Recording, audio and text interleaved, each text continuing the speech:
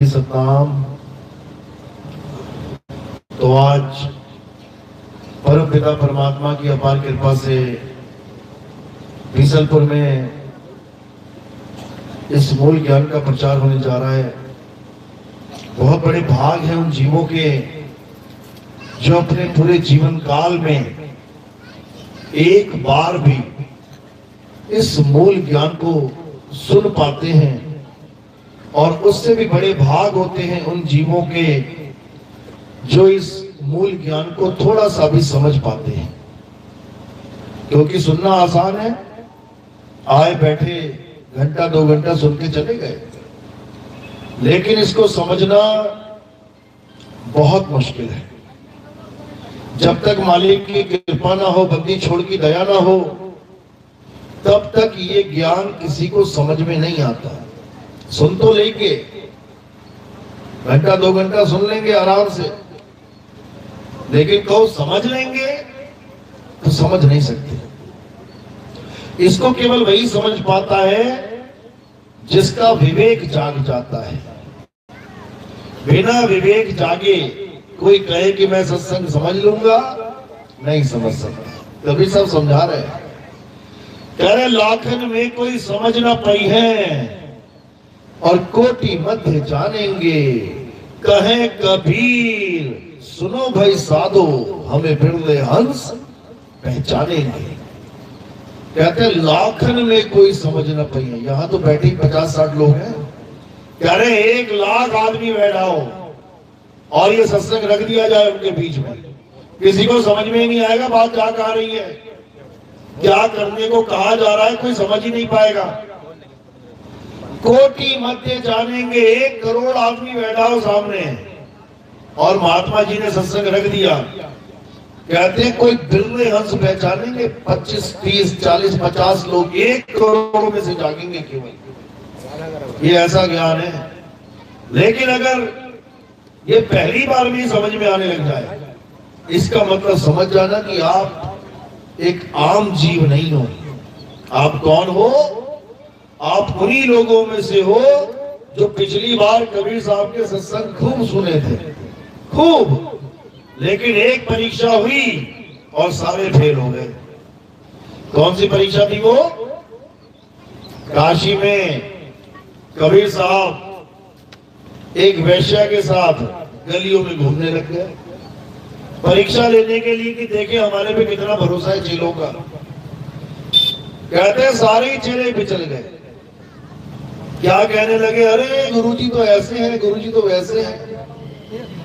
कहते हैं वही लोग हैं जो इस सत्संग को सुन सुन के भागे भागे आ रहे हैं। पिछली बार यहीं रह गए, ट्रेन छूट गई थी उनकी। एक बार ट्रेन छूट जाए तो बंदा कहता भैया 10 मिनट पहले पहुंचना, ठीक है। भागे आते हैं हमारे सत्संगों में, ये पैसा दे के बुलाई भीड़ नहीं होती है। तो ये वही लोग हैं, 64 लाख चेले जो अब वापस आ रहे हैं, इस मूल ज्ञान को सुन के, समझ के, स्थिर होके अब भक्ति करना चाहते हैं, वापस निकलना चाहते हैं इस माया जाल से। 64 लाख में से केवल 2 पार हुए थे पिछली बार, अर्जुन सर्जुन, बस 2 ही पार हुए थे। वो भी कबीर साहब ने पार नहीं किए। वो कहते बैठो यहीं पे, अब अगला महात्मा आएगा।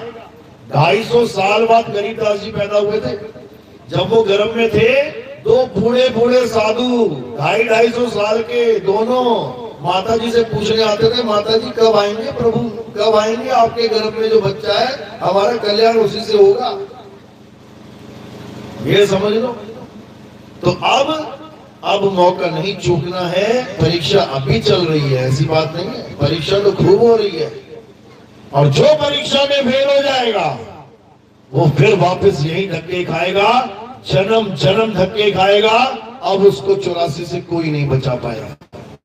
इसलिए हर प्रकार की परीक्षा में अब पास होना है। और कैसे पास होंगे? तुझे बेगानी क्या पड़ी, तू अपनी आप न बेड़। ये है फार्मूला पास होने का। यानी कोई तुम्हें क्या कहता है, तुम्हारे गुरुजी को क्या कहता है, क्या बकवासबाजी करता है, भूल जाओ, छोड़ो, और केवल अपनी भक्ति पे कंसंट्रेट करो कि मैंने क्या करना है। तब तुम पार होगे। तुम दूसरों की बुराइयां मत देखो, तुम अपनी बुराइयां ठीक करने में लग जाओ। बुरा जो देखन मैं चला, बुरा न मिला कोई, और जो मन खोजा अपना, तो मुझसे बुरा ना कोई। यानी अब हमने दूसरों की बुराइयां नहीं देखनी है, अब हमने अपने आप को अच्छा बनाना है। तो आज का सत्संग इसी मूल ज्ञान पे होगा जिसे आत्मज्ञान कहते हैं। इस आत्मज्ञान के अलावा भी बहुत सा ज्ञान है इस दुनिया में। मंत्र ज्ञान, जंत्र ज्ञान, पूजा पाठ का ज्ञान, हवन यज्ञ का ज्ञान, तीर्थ मूर्त का ज्ञान, कोई कलमा नमाज का ज्ञान, कोई गुरु ग्रंथ साहब का वाहिगुरु वाहिगुरु जाप का ज्ञान, कोई हालेलुया का ज्ञान, ईसा मसीह का ज्ञान, बहुत सा ज्ञान इस दुनिया में, बहुत सा ज्ञान है। लेकिन सब ज्ञानों से श्रेष्ठ किस ज्ञान को बोला गया है? आत्म ज्ञान को। अंग्रेजों ने भी बोला, ऐसा नहीं कि केवल हिंदू बाबा बोल रहे हैं या अपने संत महात्मा ही बोल रहे हैं भारत के, विदेशियों ने भी बोला। क्या बोला? कहते हैं self realization is God realization. यानी अगर तुम परमात्मा को पाना चाहते हो तो खुद को जान लो, खुद को पहचान लो। जिस दिन तुमने खुद को पहचान लिया उस दिन तुम परमात्मा को भी पहचान जाओगे, क्योंकि जो तू सो हम। 1,00,000 पंखे घूम रहे हैं बिजली से। अब तुम्हें जानना है कि ये पंखे किससे घूम रहे हैं, तो सारे पंखों के पास जाने की जरूरत नहीं पड़ेगी। एक पंखे पे जाके करंट को छू के देख लेना, जो करंट उस पंखे को घुमा रहा है वही करंट सारे पंखों को घुमा रहा है। यानी राम जी, कृष्ण जी, हनुमान जी, शंकर जी, दुर्गा माता, जितने भी तुम्हें भगवान दिखाई दे रहे हैं अलग अलग अलग, इनको चलाने वाली आत्मा एक है। पंखे अलग अलग हो सकते हैं लेकिन जो करंट है वो सब में एक है। दिवाली में लड़ियां देखते हैं ना, एक लड़ी में 1000 बल्ब लगा होता है, देखा ना? उसमें कई बल्ब फ्यूज भी हो जाते हैं, बंद हो जाते हैं, बाकी जल रहे होते हैं। एक ही लड़ी में हजारों बल्ब जुड़े हैं लेकिन करंट कितने हैं? हजारों। करंट एक ही है। यानी एक आत्म तत्व ये सब में विराजमान है, सब में। वो करंट हर बल्ब में विराजमान है, तभी तो जगमगा रहा है। और जो फ्यूज हो गया उसमें करंट नहीं है, वो करंट उसमें नहीं है, खत्म खेल उसका। यानी आत्मा जिसको छोड़ देगी वो फ्यूज हो जाएगा, यही गिर पड़ेगा। और जो चल रहे हैं हम सब, यानी आत्म तत्व विराजमान है। उसी आत्म तत्व का भेद बताने के लिए बड़े बड़े संत महात्मा, बड़े बड़े ज्ञानी पुरुष आते हैं संसार में। तो आज उसी आत्म तत्व का भेद जानेंगे और जितना भी अज्ञान है संसार में उसको त्यागेंगे। तो आज का सत्संग शुरू करने से पहले परमात्मा के नाम पे जयकारा लगाएंगे और फिर सत्संग शुरू करेंगे। बोलिए परमपिता परमात्मा की, सतगुरु बंदी छोड़ कबीर साहेब की, सभी संतों की, सतगुरु मदनपति साहेब की, दीवान जौहरपति साहेब की, सतगुरु राम सेवक साहेब की, सतगुरु बैरागपति साहेब की, कलीनापुर धाम की, सकल हंस को बंदगी, साहेब बंदगी सतनाम।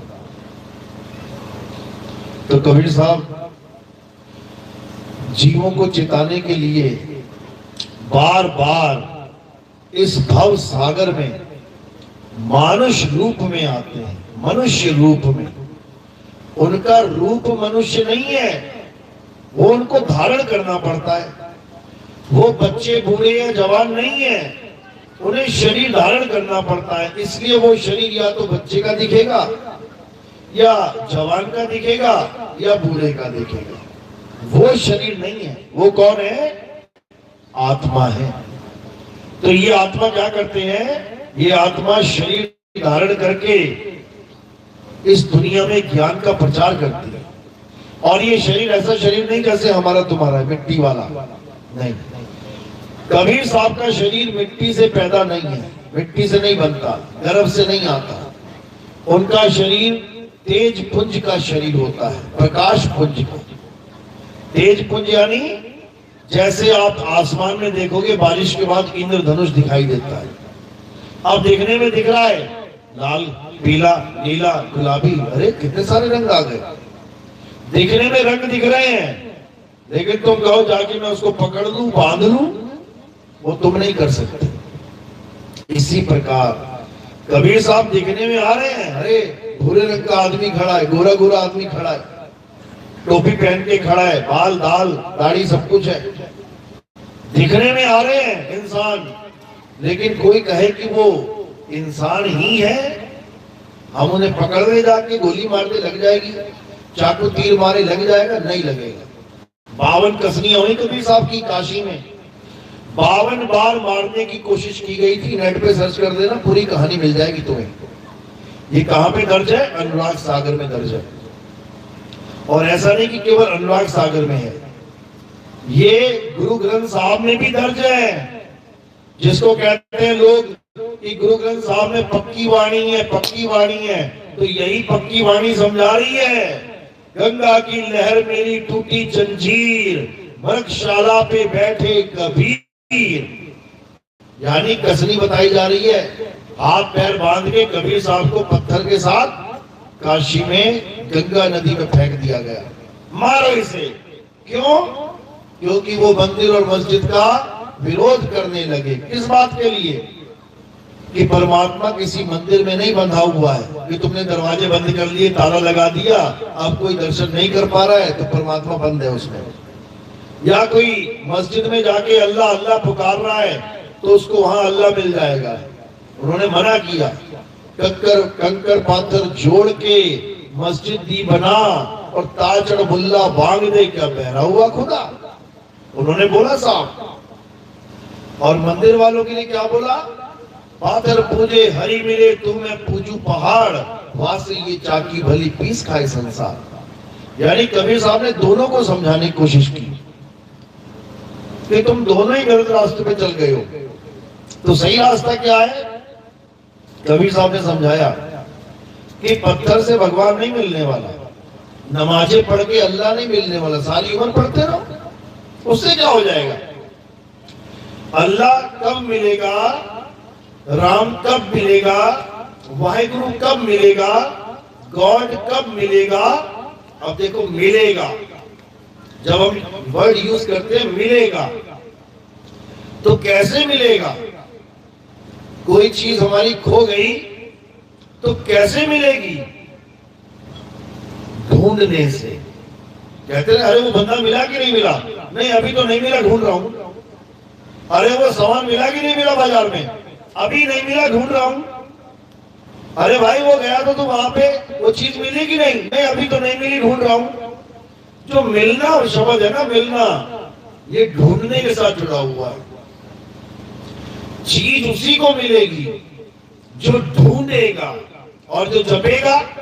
तुम्हारा पर्स गिर गया कहीं खेत में, तुम घर वापस आ गए, तुमने देखा यार पर्स गिर गया, कहां गया? तो क्या करोगे? आंखें बंद करके बैठ जाओगे, purse purse purse purse purse purse. किसी की घड़ी गिर गई, वो जपेगा क्या? घड़ी घड़ी घड़ी। किसी का हार गिर गया, वो जपेगा क्या? हार हार हार हार। क्या करेगा? वो ढूंढेगा। जहां उसको लगेगा कि मेरी वस्तु वहां गिरी है, पक्का ढूंढेगा। और अगर उसने ढूंढना शुरू कर दिया तो देर सवेर वस्तु मिल जाएगी। यही फर्क है सत भक्ति और असत भक्ति में। लोग असत भक्ति में लिप्त थे, यानी भगवान को, अल्लाह को, वाहिगुरु गॉड को पाना तो चाहते थे, लेकिन क्या करके?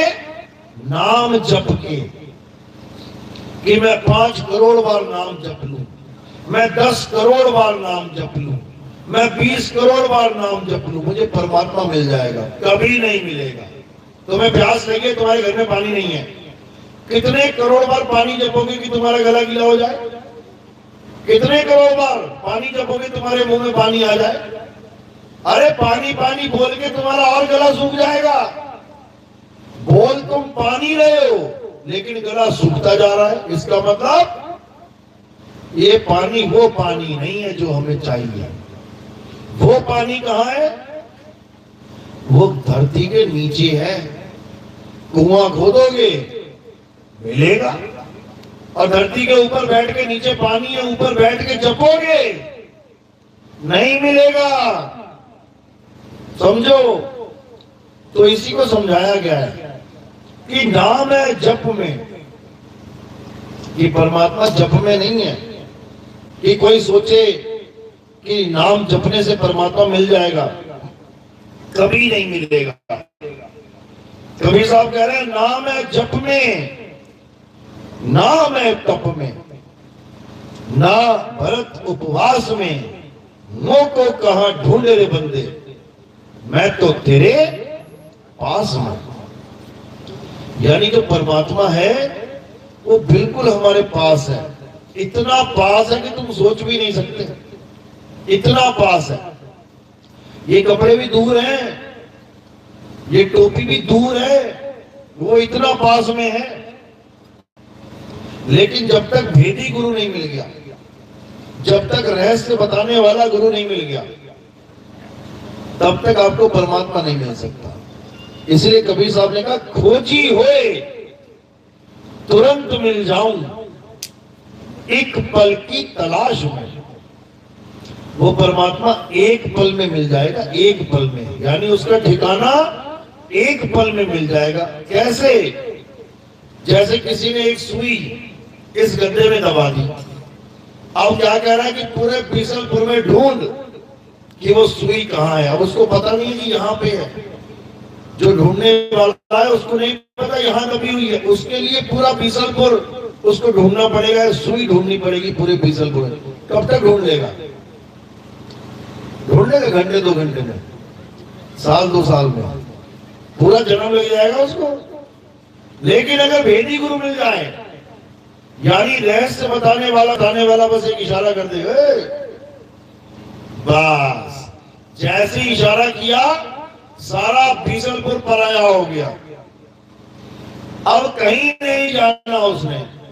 अब उसने केवल एक इशारे के द्वारा, यानी सैन के द्वारा उसी जगह पहुंच जाना है जहां गुरु ने इशारा किया है। इसको सैन बैन बोलते हैं। सैन यानी इशारा, बैन यानी ज्ञान। यानी जो सच्चा गुरु होता है वो कभी भी अपने शिष्य को कोई नाम नहीं जपवाता।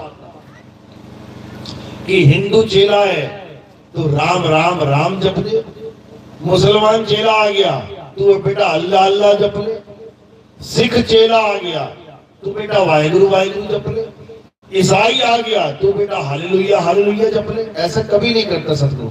वो क्या करता है?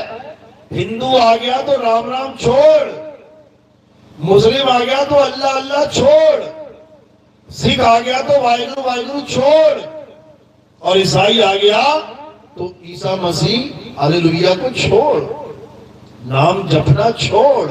तो क्या करना है?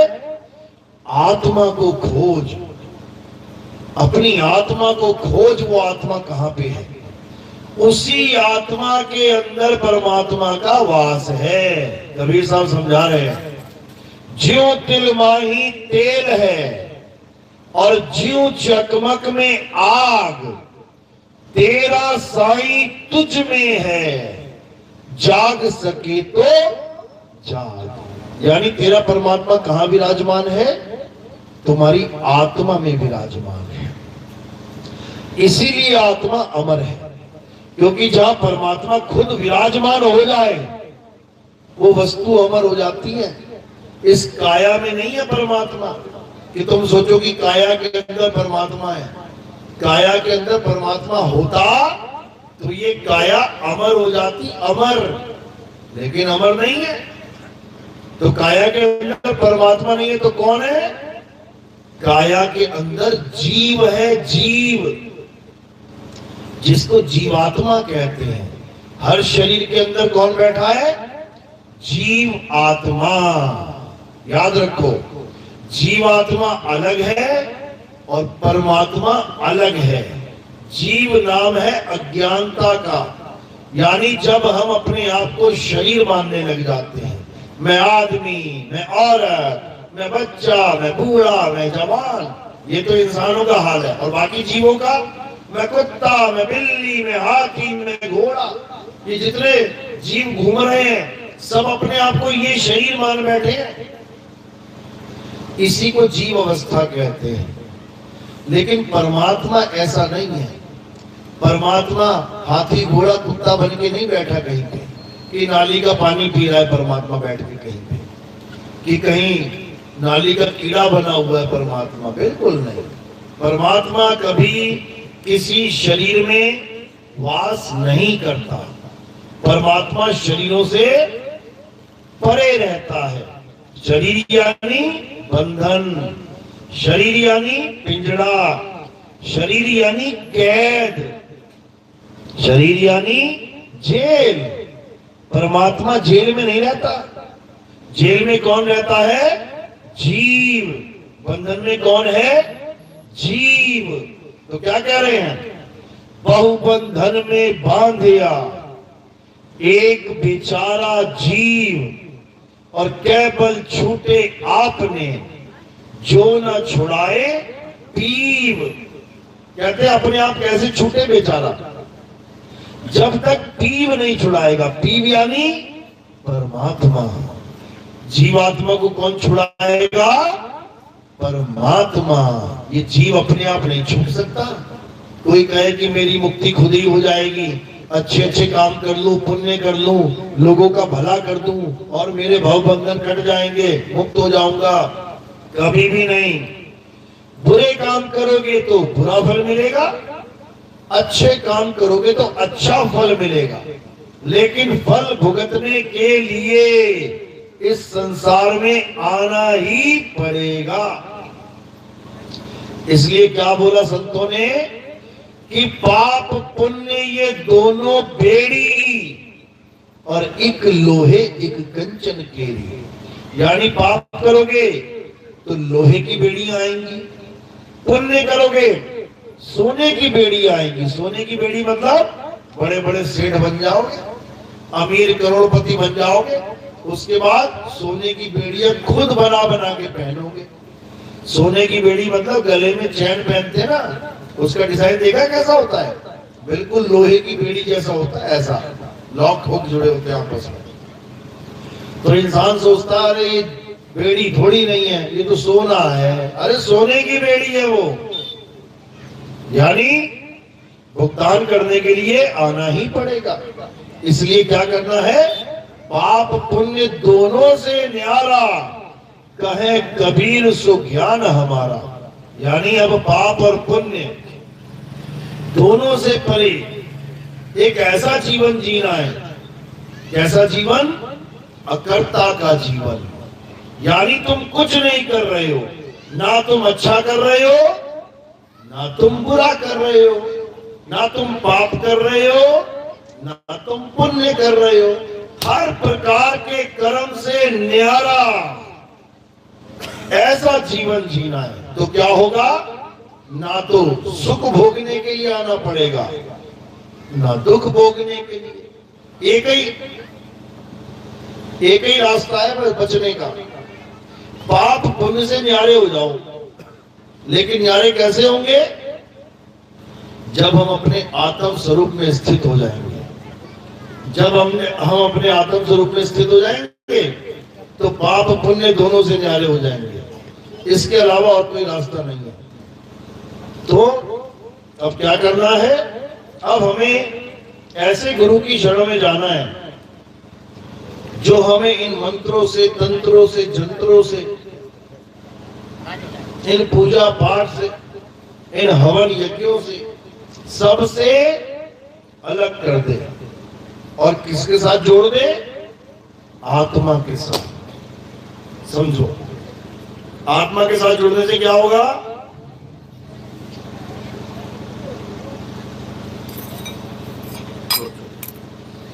आत्मा के साथ जुड़ने से क्या होगा? हमारे अंदर क्या गुण है? हमारे अंदर ये गुण है कि हम जिसका भी ध्यान करेंगे हम उसी के स्वरूप को प्राप्त हो जाएंगे। अगर हम पीपल की पूजा कर रहे हैं दिन रात, तो आपको अगला जन्म कौन सा मिलने वाला है? पीपल का। कोई नहीं रोक सकता इसको। अगर आप तुलसी की पूजा कर रहे हो तो आपको अगला जन्म किसका मिलने वाला है? तुलसी का। अगर तुम गाय की पूजा कर रहे हो तो तुम्हें अगला जन्म गाय का ही मिलने वाला है। अगर तुम नंदी की पूजा कर रहे हो तो तुम्हें नंदी का ही जन्म मिलने वाला है। अगर तुम सांपों की पूजा कर रहे हो तो तुम्हें सांप ही बनना पड़ेगा। कोई माई का लाल रोक नहीं सकता इसे। क्यों? क्योंकि ये हमारी जीवात्मा का गुण है। ये जीवात्मा हर प्रकार के शरीर को चला रही है। और ये कौन सा शरीर धारण कर लेती है? जहां इसकी आसक्ति रह जाती है। जड़ भरत नाम का एक परम ऋषि था, महर्षि था। नाम सुना है? जड़ भरत नहीं सुना? भागवत की कहानी में आता है। वो सारी उम्र ओम नमः शिवाय, ओम नमः शिवाय, हरे कृष्ण हरे राम भगवानों के नाम जपता रहा। वेद पुराणों का ज्ञान अध्ययन करता रहा। बड़े बड़े यज्ञ करता रहा। खूब नाम जपा, बूढ़ा हो गया, मरने वाली हालत है। इतने में क्या हुआ? उसके आश्रम में एक हिरण का बच्चा आ गया। अब जब हिरण का छोटा सा बच्चा आ गया तो महर्षि को दया आ गई और उन्होंने उस हिरण के बच्चे को पाल लिया। अच्छा किया कि बुरा किया? बुरा किया। कोई बेचारा असहाय बच्चा है छोटा सा, उसको अगर तुम पाल लोगे तो ये अच्छाई है कि बुराई है? अच्छाई है। उन्होंने पुण्य किया, उसको पाल लिया। अब पाला है तो उसको चारा भी देना पड़ेगा, पानी भी पिलाना पड़ेगा। बड़े प्रेम से उसको चारा देते थे, उसको पानी पिलाते थे। अच्छा कर रहे थे कि बुरा? अच्छा कर रहे थे। धीरे धीरे बड़ा होने लग गया। खूब प्रेम करे, खूब उछल उछल के प्यार करे। कभी इधर चला जाए, कभी उधर चला जाए, फिर वापस आ जाए। महात्मा खुश, बड़ा अच्छा लगे उसे। तुम कुत्ता पाल के देख लेना, जब तुम्हारे साथ खेलेगा कितना मजा आता है, बड़ा प्यार आता है। ये तो हमारे घर का सदस्य ही बन गया। उसके दुख में तुम दुखी, उसके सुख में तुम सुखी। ऐसे ही वो ऋषि भी उस हिरण के प्रेम में ऐसा बंध गया कि उसको लगे कि ये तो मेरा ही परिवार है, ये मेरा ही एक अंग है। खूब सेवा करी, खूब सेवा करी। इतनी सेवा करी, इतना प्रेम किया कि 24 घंटे वो हिरण का बच्चा ही याद आने लग गया। बार बार सूरत उसी में जा रही है, ध्यान उसी में जा रहा है। एक दिन क्या हुआ, भजन में बैठा हुआ है, इतने में मौत आ गई। मौत कह रही है चल, तेरा समय पूरा। अब महर्षि उस बच्चे के बारे में सोच रहा है जिसको उसने बाहर आंगन में बांधा हुआ था। अब वो सोच रहा है, अरे वो बच्चा बांधा हुआ है, अरे उसको खोला नहीं मैंने, अब मैं चला जाऊंगा बंधा रह जाएगा, कोई जानवर आके उसको पकड़ेगा, अपनी रक्षा भी नहीं कर पाएगा, वो भाग ही नहीं पाएगा। अच्छा सोच रहा है कि बुरा सोच रहा है उसके बारे में? अच्छा सोच रहा है ना। अच्छा सोच रहा है तो अच्छा फल मिलना चाहिए। हमें क्या सिखाया गया है? अच्छा सोचोगे, अच्छा करोगे तो अच्छा फल मिलेगा, बुरा सोचोगे, बुरा करोगे तो बुरा फल मिलेगा। अब वो ऋषि उस हिरण के बच्चे के बारे में अच्छा सोच रहा है और इतने में प्राण निकल गए। अब क्या हुआ ऋषि के साथ? उसको स्वर्ग की प्राप्ति हो गई, चला गया भगवान के पास। सारी उम्र नाम जपा, सारी उम्र हवन यज्ञ करे, सारी उम्र पूजा पाठ किया, हिरण का बच्चा भी पाला, धर्म कर्म भी कर दिए जाते जाते, तो उसको भगवान मिल गया? नहीं मिला। तो क्या मिला उसे? वो हिरण की योनि में चला गया, यानी हिरण का बच्चा बन गया वो। अब हिरण का बच्चा बन के निकला तो शेर पीछे पीछे दौड़े और अपनी जान बचा के भागे कि कहां फंस गया भाई। समझो, यानी ये जीवात्मा जिसका भी ध्यान करेगी ये उसी काया में चली जाएगी। पीपल की पूजा करोगे तुम्हें पीपल बनना पड़ेगा, तुलसी की पूजा करोगे तुलसी बनना पड़ेगा, खड़ी रहना वहां पे। पानी डाल दिया तो हरी है, नहीं तो फिर झड़ी है, हो जाएगा खेल खत्म। गाय की पूजा करोगे गाय बन जाओगे, कभी आंखें देखना गाय की, पूरी धार काली काली निकलती है ऐसे रोने की, देखना किसी की भी। क्या सिखा रही है हमें कि मैं बहुत खुश हूं, मेरे अंदर 33 करोड़ देवी देवताओं का वास है।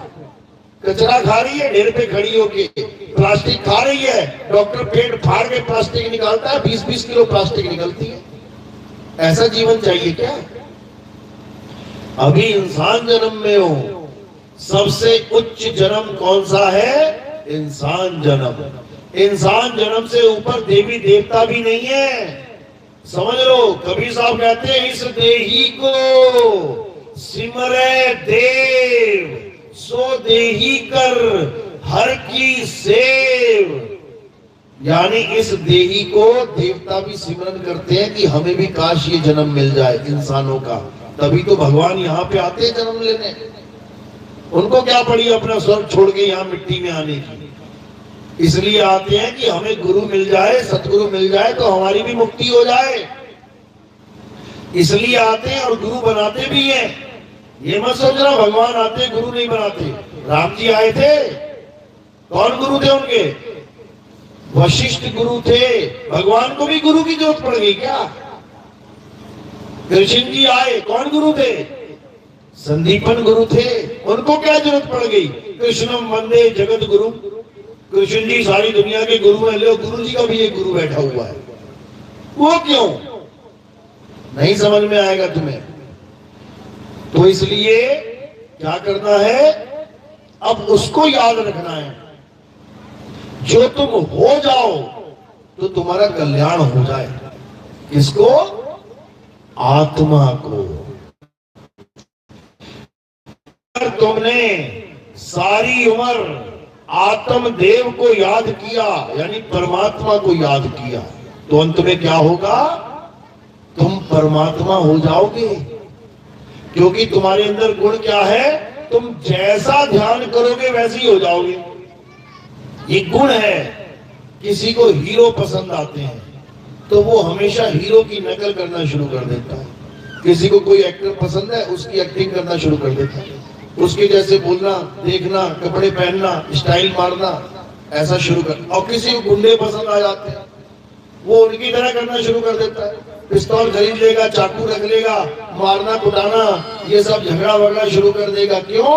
एक का ध्यान है हीरो की तरफ और दूसरे का ध्यान है विलेन की तरफ। एक हीरो बनना चाहता है, लोगों की मदद करना चाहता है, लोगों से प्रेम करना चाहता है, और एक स्कूल में गुंडा बनना चाहता है लड़का, लोगों को ठोक बजा के वहां राजा बनना चाहता है।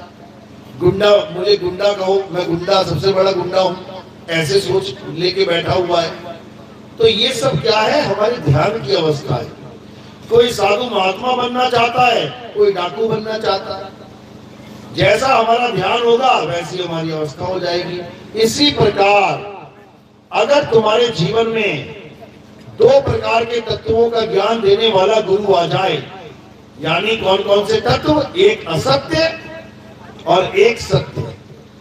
अध्याय 2 16वां श्लोक क्या समझाता है? हे अर्जुन, इस दुनिया में दो प्रकार के तत्व हैं, एक असत्य और एक सत्य। असत्य क्या है? जो बनता और बिगड़ जाता है, जो जन्मता और मर जाता है, वो असत्य है। और सत्य क्या है? जो ना तो कभी जन्मता है, ना कभी मरता है, ना बनता है, ना बिगड़ता है, वो कभी बदलता भी नहीं, वो एक रस अखंड अविनाशी आत्म देव है।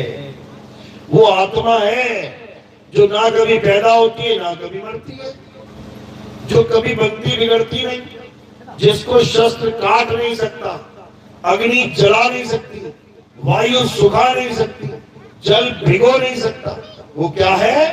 आत्मा है। हे अर्जुन, नैनम छिन्दन्ति शस्त्राणि, नैनम दहति पावका, न चैनम क्रोधतापे, न शुष्यति मारुता।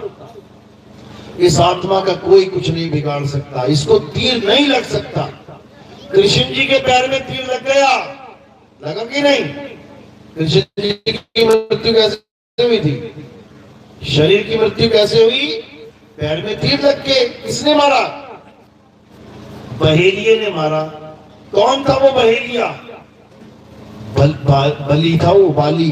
बाली कौन? सुग्रीव का भाई बाली। बाली ने क्यों मारा?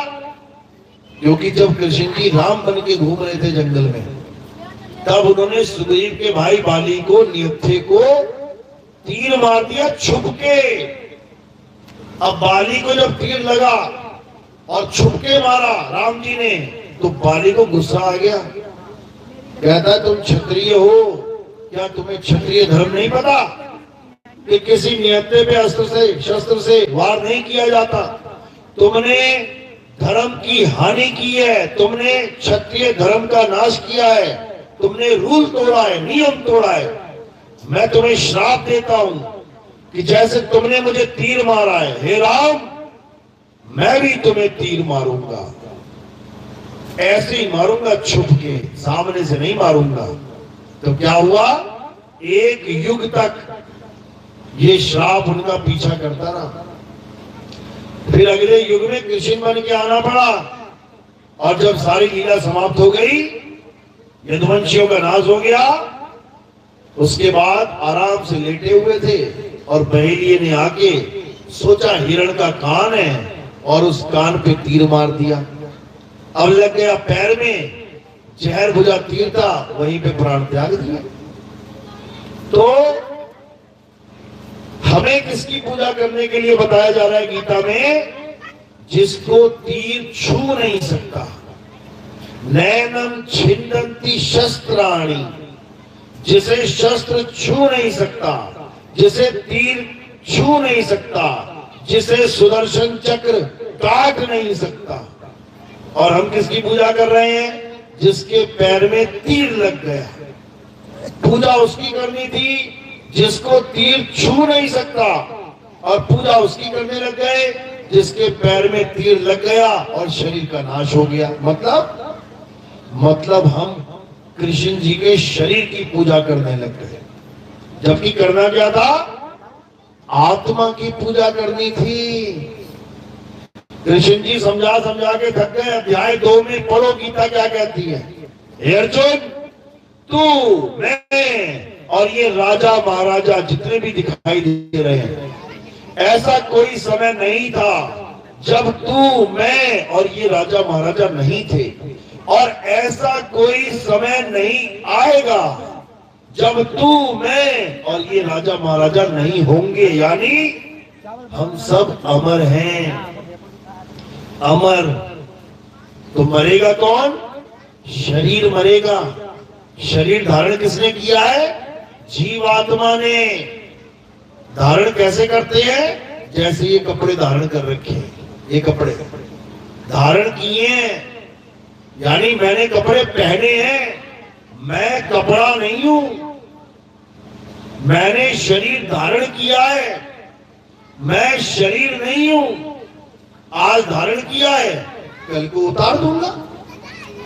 आज शरीर को पकड़ा है, कल को छोड़ दूंगा। कहते भी है, पिताजी ने शाम 6 बजे शरीर छोड़ दिया। अब पिताजी ने शरीर छोड़ा है, माना ये शरीर है, पिताजी ने शरीर छोड़ दिया, तो कौन गिरेगा? पिताजी गिरेंगे या शरीर? देखो कौन गिरा? शरीर गिरा। पिताजी वहीं का वहीं है। इसी प्रकार जब आत्मा शरीर छोड़ती है तो ये शरीर गिर जाता है, आत्मा वहीं की वहीं रहती है। समझ लेना, आत्मा अचल है, वो चलती नहीं है, अडोल है, वो डुलती नहीं है इधर उधर। समझो। तो उसी आत्मा का जिक्र कहां लिखा है? अध्याय 2 24वां श्लोक पढ़ो गीता में। क्या लिखा है? हे अर्जुन, ये आत्मा अच्छेद्य है, अशोष्य है, अदाह है। ये आत्मा अचल है, ये आत्मा सदा स्थिर रहने वाली है। ये आत्मा सर्वव्यापी है, यानी तुम कहीं भी चले जाओ, जहां तुम चले गए आत्मा वही है।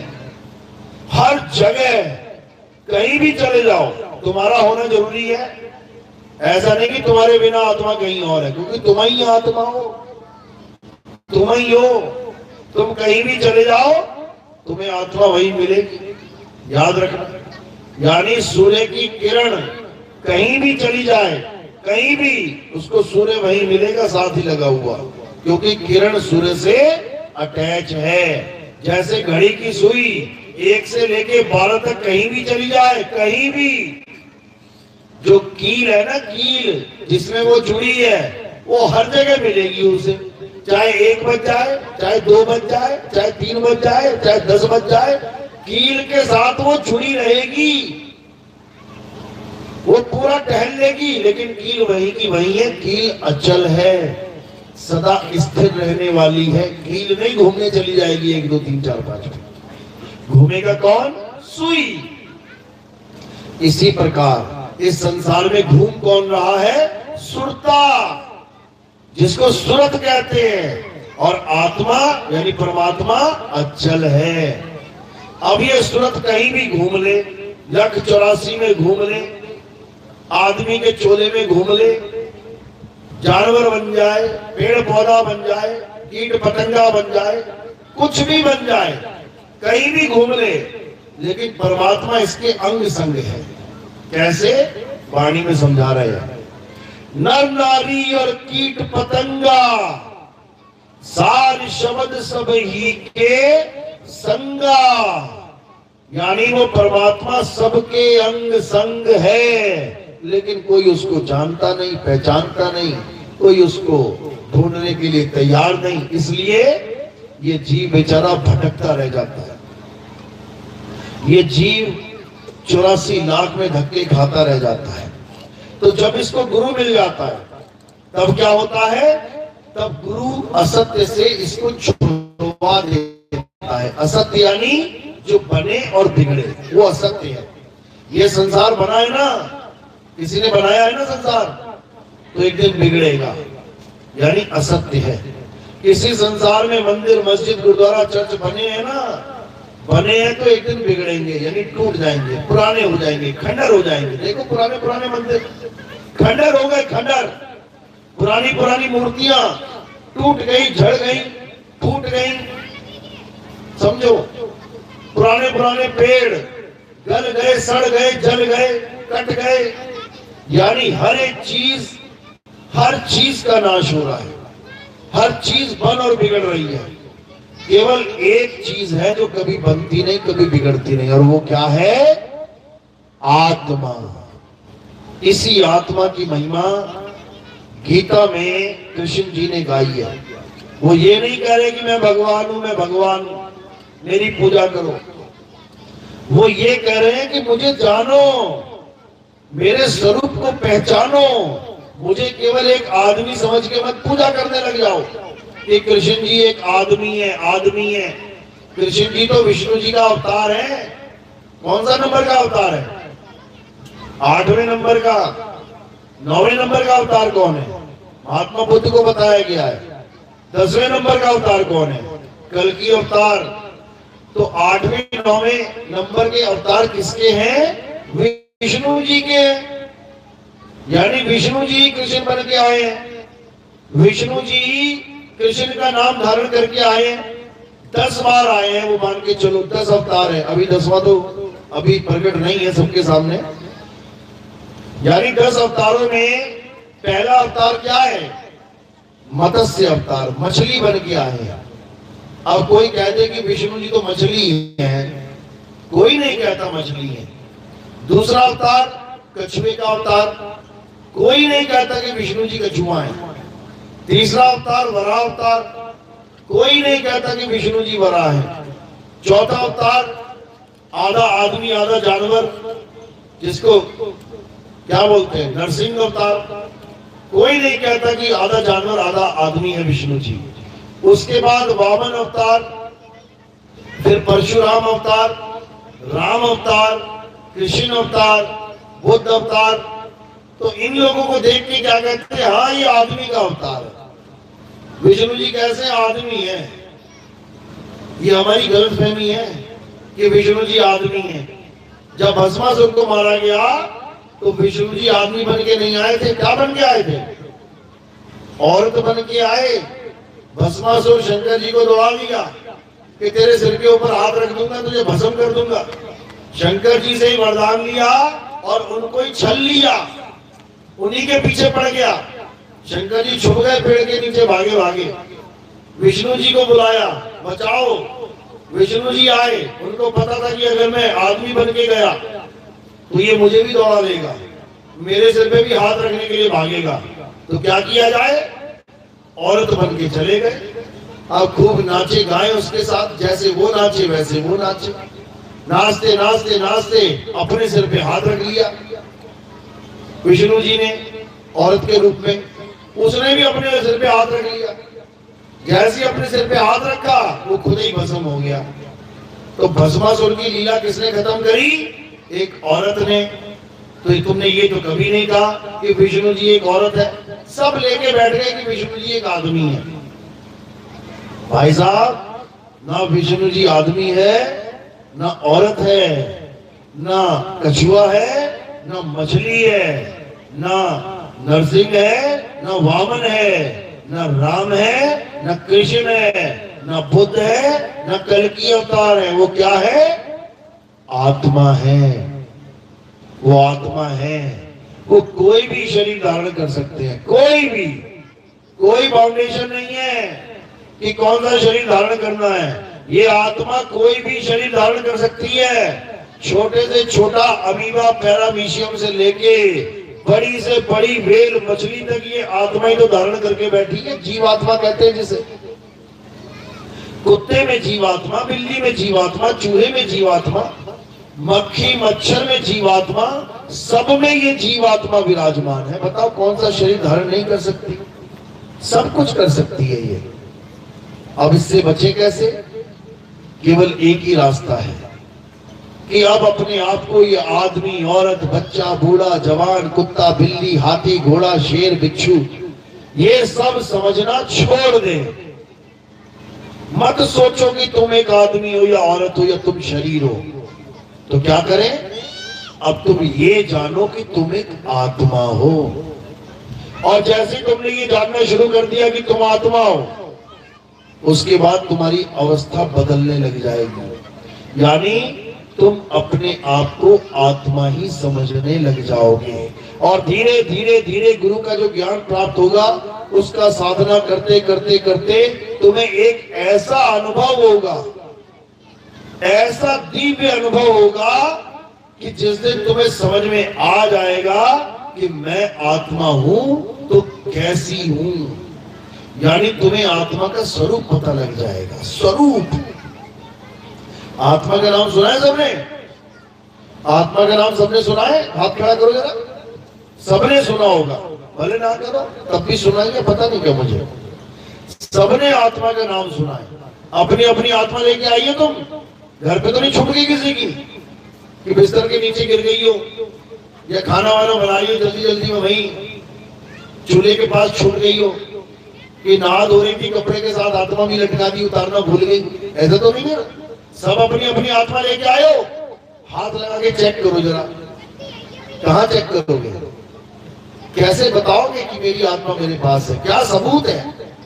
अभी कोई बोर्ड हो जिसमें पता ना हो करंट है कि नहीं, तो कैसे टेस्ट करोगे? एक टेस्टर आता है पेचकस की तरह, उसको लगाओगे तो बल्ब जल जाएगा। बल्ब जल गया, इसका मतलब इसमें करंट है। तुम्हारा बल्ब कैसे जलेगा? तुम्हारा टेस्ट कैसे करे कि आत्मा है कि नहीं है? तुम जो हंस रहे हो ना, तुम जो देख रहे हो मुझे, तुम जो सुन रहे हो मुझे, तुम जो चल रहे हो, खा रहे हो, पी रहे हो, ये सब जो कर रहे हो ना, ये प्रमाणित करता है कि आत्मा तुम्हारे पास ही है। तुम्हारे पास ही है। और जैसी आत्मा ने तुम्हें छोड़ दिया ना, यानी शरीर को छोड़ दिया, तो यही ढेरी हो जाएगा ये। फिर तुम्हारे ये दोनों पैर काम नहीं करेंगे। फिर तुम्हें चार आदमी उठा के लेके जाएंगे राम नाम सत्य, राम नाम सत्य करते। तुम्हारे पैर होते हुए भी नहीं चल पाएंगे अगर आत्मा ने छोड़ दिया तो। सारे काम इस आत्मा की वजह से ही चल रहे हैं। तुम्हारे खेतों में जाके तुम खेती कर रहे हो, किसकी वजह से? आत्मा की वजह से। स्कूल जा रहे हो साइकिल चला के, किसकी वजह से? आत्मा की वजह से। यहां तक चल के आए हो, बैठे हो, किसकी वजह से? आत्मा की वजह से। अभी सत्संग खत्म होगा, घर चले जाओगे, किसकी वजह से? आत्मा की वजह से। तुम्हारे मुंह से जितने भी भगवानों के नाम निकल रहे हैं, किसकी वजह से? आत्मा की वजह से। तुम्हारे मुंह से निकला जय श्री राम, किसकी वजह से? आत्मा की वजह से। तुम्हारे मुंह से निकला अल्लाहू अकबर, किसकी वजह से? आत्मा की वजह से। तुम्हारे मुंह से निकला हालेलुया, वाहेगुरु वाहेगुरु, किसकी वजह से? आत्मा की वजह से। तो तुमने क्या किया? आत्मा का तो तुम्हें अता पता है नहीं, तो तुमने किसे पकड़ लिया? तुमने इन नामों को पकड़ लिया। आत्मा की वजह से जो नाम निकले तुम्हारे मुंह से, तुमने उसे ही सत्य नाम मान लिया। मुंह से निकला राम, तो तुमने क्या कह दिया? राम नाम सत्य है। मुंह से निकला अल्लाह, अल्लाह ही नाम सबसे पाक है। मुंह से निकला वाहेगुरु, वाहेगुरु नाम ही सबसे बड़ा नाम है। मुंह से निकला हालेलुया, हालेलुया ही सबसे पवित्र नाम है। सारे नाम आत्मा बना रही है और महिमा नामों की गा रही है। कितनी बड़ी दुविधा है। एक आत्मा ने मंदिर बनाया, एक आत्मा ने मूर्ति बनाई, खुद को नहीं पहचान पा रही कि मैंने ही बनाई है।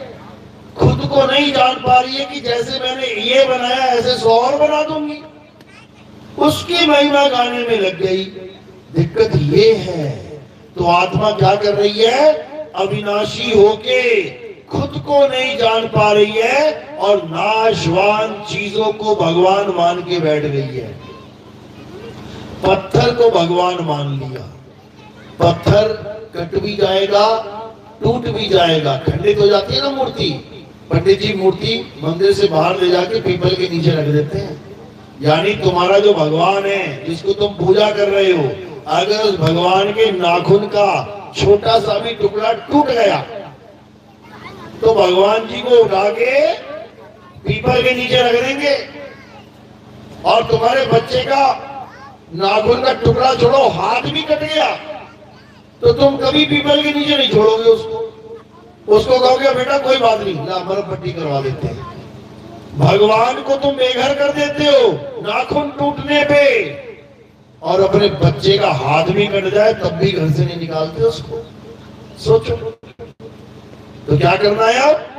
अब आत्मा को जानना है। हे अर्जुन, जो अपनी आत्मा को जान लेते हैं, जो अपनी आत्मा के दर्शन कर लेते हैं, जो अपनी आत्मा में रमण करते हैं, जो अपनी आत्मा में संतुष्ट हैं, जो अपनी आत्मा में रमण करके उस परम तत्व को पा लेते हैं, उसके लिए कोई धार्मिक कर्म करते हुए लागू नहीं होता। अध्याय 3 17वां श्लोक पढ़ लेना। उसमें यही बात बताई गई है कि आखिर करना क्या है। ये मंदिर मस्जिद गुरुद्वारे नहीं जाना है। ठीक है, शुरुआत बहुत अच्छी है। छोटा सा बच्चा क्या जाने आत्मा क्या होती है, तो क्या करे? मंदिर जाए। मुसलमानों का बच्चा क्या जाने आत्मा क्या होती है, तो क्या करे? मस्जिद जाए। सिखों का बच्चा क्या जाने आत्मा क्या होती है, तो क्या करे?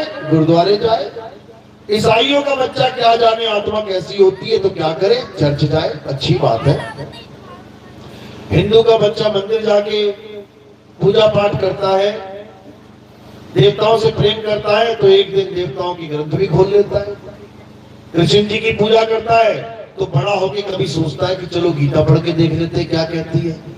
और जब गीता पढ़ता है तो समझ में आ जाता है कि क्या लिखा है कि हे अर्जुन, आत्मा ही परम सत्य है और आत्मा को पाना ही हमारा परम लक्ष्य है।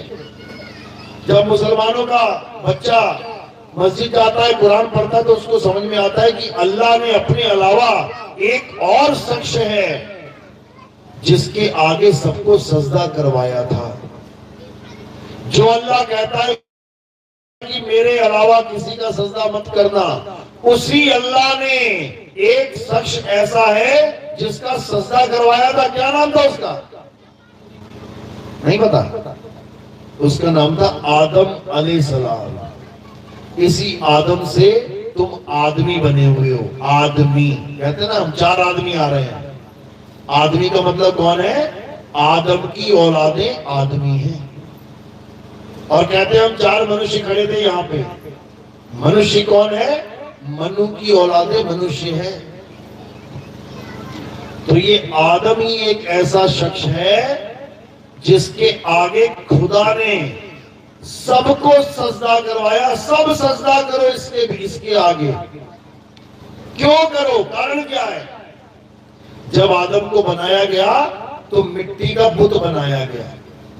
जब मिट्टी का बुत तैयार हो गया तब अल्लाह ने किसी को नहीं कहा कि सजदा करो। लेकिन जब उस बुत में आत्मा का प्रवेश हुआ, जब आत्मा उसमें प्रकाशित हुई, तब सबको क्या बोला? अब सजदा करो। यानी वो सजदा किसके आगे था? शरीर के आगे नहीं था। किसके आगे था? आत्मा के आगे था। यानी अगर सजदा करना चाहते हो तो इस आत्मा का सजदा कर देना, तुम्हें परमात्मा मिल जाएगा 101%। यही ईसा मसीह के पंथ में है। जब आप बाइबल पढ़ोगे तो वहां पे क्या बोला गया? वहां ये बोला गया कि the father and me are one. यानी मेरा पिता और मैं एक ही हैं। Me and my father are one. मैं ही मेरा पिता हूं। कैसे? कैसे मैं अपना पिता बन गया? अवस्था से। अवस्था से। यानी जीव और पीव पिता और पुत्र हैं। पीव है पिता और जीव है पुत्र। लेकिन जब सतगुरु जीवन में आ जाता है, जब भेदी गुरु जीवन में आ जाता है, तो इस जीव को यानी पुत्र को पुत्र नहीं रहने देता, फिर ये पुत्र को पिता बना देता है। कैसे? गरीबदास जी महाराज समझा रहे हैं। कोटि तो ब्रह्मा भय और कोटि भय ईश, साहिब तेरी बंदगी से ये जीव होए जगदीश। यानी ऐसी बंदगी सिखा देता है सतगुरु कि तुम परमात्मा की भक्ति करते करते करते परमात्मा ही हो जाते हो, क्योंकि तुम्हारे अंदर ये गुण है। जिसकी भक्ति करोगे वैसे ही हो जाओगे। अभी बताया था ना मैंने, पीपल की पूजा करोगे पीपल हो जाओगे। कुत्ते की पूजा करोगे, भैरवनाथ के पास कुत्ता है ना, भैरव बाबा की पूजा चलती है, कुत्ते की भी पूजा कर देते हैं साथ में। कुत्ते के भी मुंह में लगा देते हैं बिस्कुट, ले तू भी खा ले। तो उसकी पूजा चल रही है, तुम्हें कुत्ता भी बन सकते हो। शंकर जी की पूजा चल रही है तो सांपों की भी चल रही है, सांप भी बन सकते हो। यानी जिसकी पूजा करोगे वैसे ही हो जाओगे। तो गुरु क्या करता है? आत्म देव की पूजा करवा देता है। गुरु ग्रंथ साहब में वाणी आती है, आत्म देव पूजिए गुरु के सहज सुभाए, आत्मेनो आत्मेदि प्रतीत ते कर ही परचा पाए। यानी गुरु ऐसा मिल गया जिसने आत्म देव की यानी परमात्मा की भक्ति करवा दी। अब ये जीव आत्मा क्या हो जाएगी? परमात्मा ही हो जाएगी। जैसे गंगा नदी कहां से चलती है और चलती चलती चलती चलती एक बार भी समुद्र नहीं कहलाती। चाहे तुम बनारस में देख लो, चाहे तुम पटना में देख लो, चाहे तुम ऋषिकेश में देख लो, चाहे तुम हावड़ा में देख लो, वो गंगा नदी कहलाएगी, समुद्र नहीं कहलाएगी। लेकिन जैसी समुद्र में गिरेगी अब गंगा नहीं कहलाएगी, अब वो समुद्र कहलाएगी। यानी ये जीव कभी पीव नहीं हो सकता। कब तक? जब तक ये पीव की भक्ति ना करे। अगर जीव जीव ही रहे तो ये कभी पीव नहीं हो सकता। और अगर पीव की भक्ति मिल गई यानी साहिब की भक्ति मिल गई तो ये साहिब हो जाता है। समझ लो, लाली मेरे लाल की जित देखो तित लाल, लाली देखण मैं गई मैं ही हो गई लाल। यानी जिसको मैं ढूंढ रहा था मैं वही हो गया। और ये कब होता है? जब हमें सतगुरु मिल जाता है, अन्यथा ऐसा कभी नहीं हो सकता। बात समझ में आ रही है मेरी? ये बात उसी की समझ में आती है जिस पर परमात्मा की कृपा हो जाती है। तो क्या करना है? अब आत्मा को जानना है, आत्म तत्व को पहचानना है। समझ लो। किस किस को मेरी बात समझ में आ रही है? हाथ खड़ा करो जरा। बहुत अच्छी बात है, बहुत बढ़िया। तो मालिक की कृपा जब हो जाएगी तो एक एक बात समझ में आ जाएगी, और एक बार बात आ गई फिर ये काल का जाल टूट जाएगा सदा सदा के लिए, याद रखना। और अगर ये बात समझ में नहीं आई तो दिक्कत में आ जाओगे। तो क्या करना है? अब आत्म तत्व को जानना है, अब आत्म ज्ञान को जानना है।